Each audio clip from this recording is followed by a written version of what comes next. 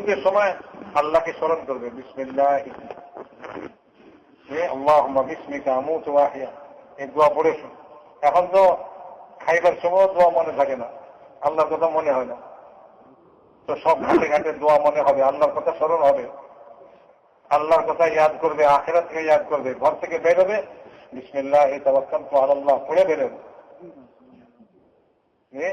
মসজিদে ঢুকবে তো আল্লাহকে স্মরণ করবে, আল্লাহুম্মা আফতাহ লি আবওয়াব রাহমাতিক, ঢুকে পড়ে খালি খেয়াল নাই যে ডান পাও দিয়ে ঢুকলো না বাম পাও দিয়ে ঢুকলো।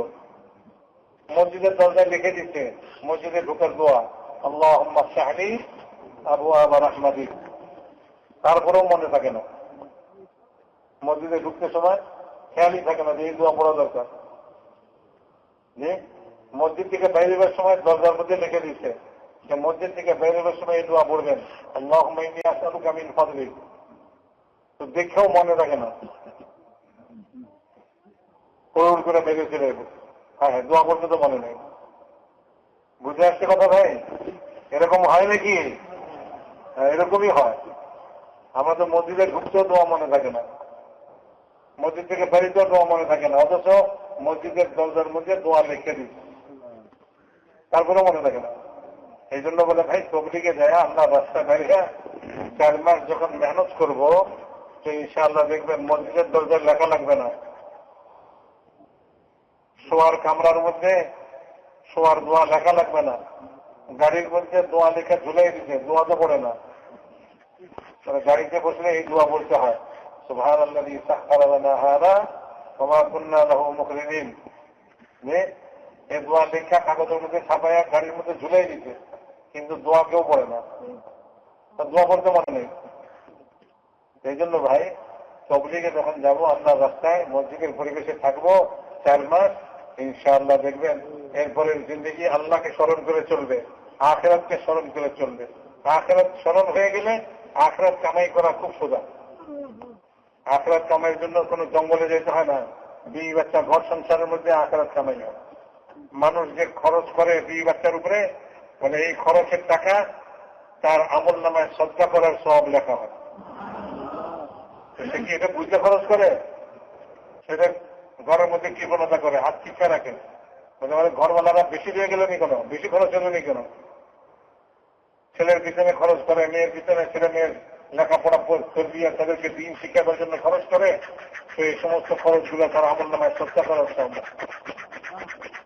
তাদের খোরাকের জন্য যে টাকা পয়সা খরচ করছে, তারা যে খাইছে এক একটা লোকমা, তার আমল নামায় সদকা করার সব লেখা। তো আখিরাত তো ঘর সংসারের মধ্যে, যদি মানুষ এটাকে স্মরণ করে চলে, এটাকে ইয়াদ করে চলে, যখন সেটা মনে করবে তো ঘর সংসারে খরচ করবে, কৃপণতা করবে না। সেখানে কোথায় খরচ করতে হয় এটা সে বুঝবে, কোনখানে খরচ করলে আমার আখিরাত হবে। দুনিয়ার জরুরতে কম খরচ করবে, আখিরাতের মধ্যে বেশি বেশি খরচ করবে। এখন তো আখিরাতে খরচ কম, দুনিয়ার জন্য বেশি বেশি খরচ করবে।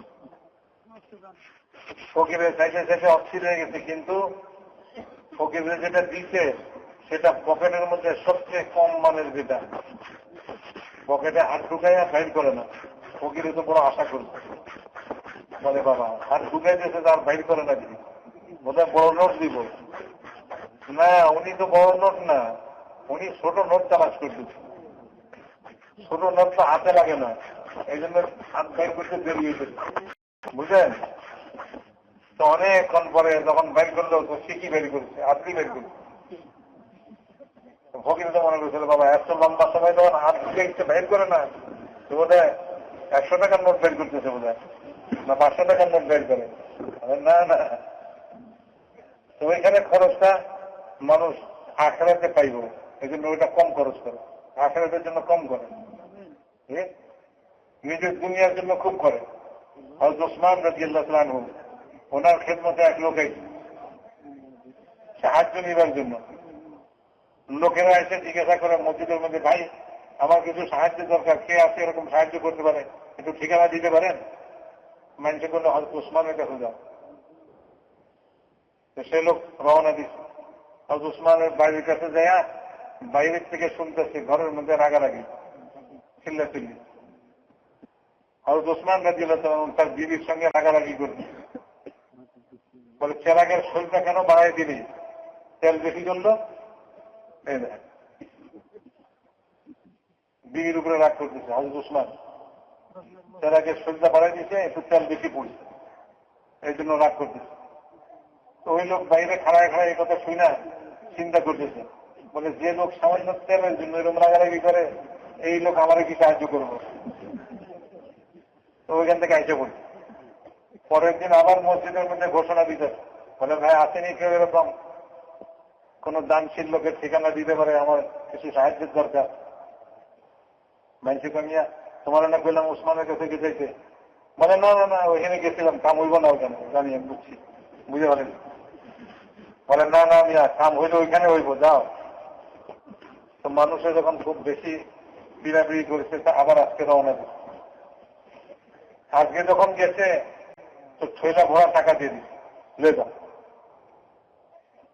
তো সে তো হতবাক, এটা কি, গতকালকে কি দেখলাম, আজ কি দেখি। গতকালকে দেখলাম যে সামান্য তেল বেশি পড়ছে, এটার জন্য রাগ হইতেছে, আর আজকে দেখি ঠেলা ভরা টাকা আমারও দিয়ে দিতেছে।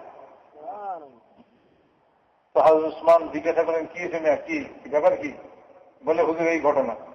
বলে মিয়া শোনো, কালকে যেটা জন্য রাগ করছি সেটা হলো আমাদের দুনিয়ার প্রয়োজনে, ওই তেলটা দুনিয়ার প্রয়োজনে খরচ হচ্ছে, আমরা দুনিয়ার প্রয়োজনে কমসে কম খরচ করি।